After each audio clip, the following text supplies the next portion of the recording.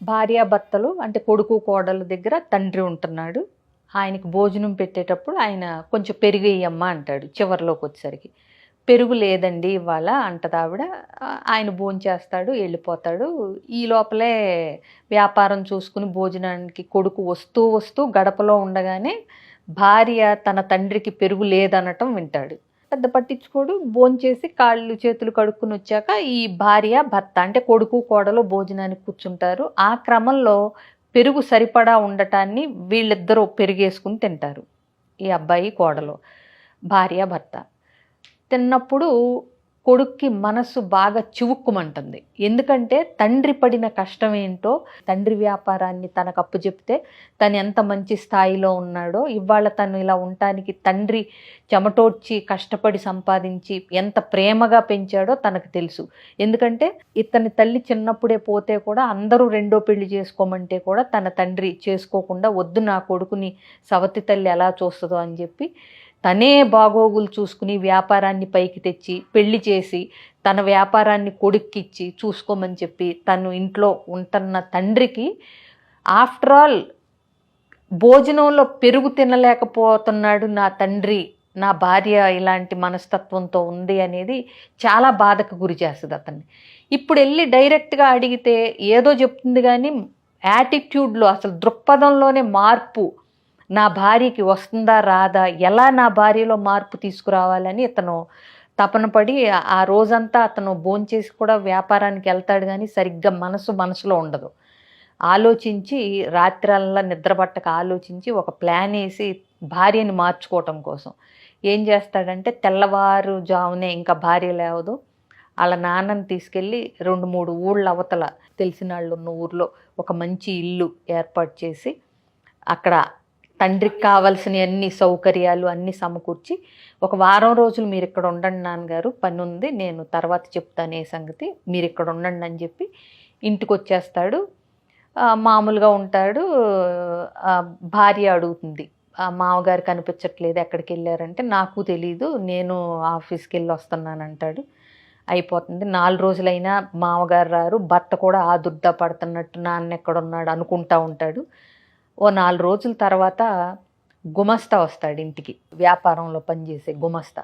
వచ్చినప్పుడు ఏంటి అసలు మా మాంగారు ఆచూకీ తెలియట్లేదు, అసలు మీకన్నా ఏమన్నా వాకపు చేస్తున్నారా, తెలిసిందా అని అంటే, అదేంటండి మీకు తెలీదా, ఆయన 2 ఊళ్ళ అవతల ఆయన ఇల్లు తీసుకుని అక్కడ ఉన్నాడు, ఆయన పెళ్ళి ఏర్పాట్లు చేసుకుంటున్నాడు సంబంధం చూసుకుని, అలాగే ఇప్పుడు ఈ ఇల్లు ఆయనదే కదా మీరు ఉంటున్నది, పెళ్లి చేసుకున్న తర్వాత ఆవిడ్ని తీసుకుని డైరెక్ట్గా ఇక్కడికే వస్తారంటే ఇంట్లో ఉంటారంట. సార్ కూడా వేరే ఇల్లు చూస్తున్నారు అద్దె కోసం, ఆయనకు కూడా నిన్నే తెలిసింది ఈ విషయం, చూస్తున్నారు, ఈ వ్యాపారాలన్నీ కూడా ఆయనే చూసుకుంటాడంట.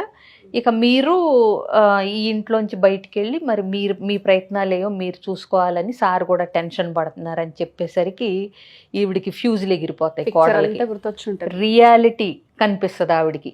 ఇప్పుడు అత్తగారి పెత్తనం, వ్యాపారం మామగారి చేతుల్లో ఉంటే వీళ్ళు మామగారిని అడిగి తీసుకోవాల్సిన పరిస్థితుల్లో ఉండటం, ఇవన్నీ కళ్ళకు కనపడి తను ఎంత అంటే చక్కగా ఉన్నదాన్ని ఎంత పాడు చేసుకుంది రిలేషన్షిప్. హాయిగా నేనే బాగా చూసుంటే ఆయనకి తోటే వచ్చేది కాదు కదా ఆలోచనే అని బుర్ర బాగా పనిచేసి గబగబా గుమస్తాన్ని తీసుకుని, రా మా మాంగారు ఎక్కడున్నారో చూపించు నీకు తెలుసు అంటున్నావు కదా అని వెళ్ళి పొలోమంట కాళ్ళ మీద పడి, నన్ను క్షమించండి మావయ్య గారు, నాకు అసలు నా స్థానం ఏంటో, నేను ఎంత బాగా బ్రతుకుతున్నానో ఇప్పుడు నాకు అర్థమైంది, మిమ్మల్ని ఎంత బాగా చూసుకోవాలో, నేను చేసిన తప్పులన్నీ క్షమించండి, ఇంటికి వచ్చేయండి నాతో పాటు అంటే, ఈ లోపలే ఈ గుమస్తా ఉప్పందించడం వల్ల కొడుకు కూడా వచ్చి ఇంత కష్టపడి ఇంత సామ్రాజ్యాన్ని ఇచ్చి మనల్ని ఇంత సౌకర్యంగా ఉంచిన తండ్రికి నువ్వు పెరుగు లేదు అని అనటమే ఈ కథ మొత్తానికి కారణమైంది. సో ఒక పెరుగు దగ్గర మొదలైంది, రేపు ఎక్కడి వరకు వెళ్తుందో, రేపు ఇంకా అవసరమైనప్పుడు ఇంకేం లేవంటావో, ఇంకెలా ట్రీట్ చేస్తావో, ఆయనకి ఇప్పుడంటే ఓపిక ఉంది, రేపు ఆయన ఓపిక అయిపోయినప్పుడు, నేను లేనప్పుడు నువ్వు ఇంకా ఆయన ఎంత చులకనగా తీసి పారేస్తావో అనేది నీకు తెలియచెప్పటం కోసమే. మామూలు మాటలతో చెప్తే నీకు అర్థమయ్యేది కాదు, అందుకని తెలియచెప్పటం కోసమే ఈ నాటకం ఆడాల్సి వచ్చింది, ఇది మా నాన్నకు కూడా తెలియదని రండని ఇద్దరు క్షమాపణలు అడిగి తీసుకుని వెళ్ళి చక్కగా పువ్వుల్లో పెట్టి చూసుకుంటారు. సో నేను అనేది ఏంటంటే కథ కాబట్టి బాగానే ఉంటుంది, కొడుకులు ప్లాన్లు వేస్తారు, చూపిస్తారు కథ వినటానికి. బట్ ప్రాక్టికల్గా అన్ని సందర్భాల్లో అంతమంది కొడుకులకి కానీ కూతుళ్ళకి కానీ ప్లాన్ వేసి దాన్ని సక్సెస్ చేసి మార్పు తీసుకురాగలిగిన అవకాశం ఉంటుందా లేదా? నేను అనేది కామన్ సెన్స్ ఉండాలి ఒకటి. పెద్దల నుంచే మనం ఇవాళ ఈ స్థాయిలో ఉన్నామనే అది మర్చిపోయి బతికిన కోడల గురించి మనం మాట్లాడితే చాలా మంది ఉన్నారు. ఇంకొకటి, రేపు మనకు కూడా పెద్దరికం వస్తుందనే నిజాన్ని కూడా గుర్తుపెట్టుకోవాలి కదా.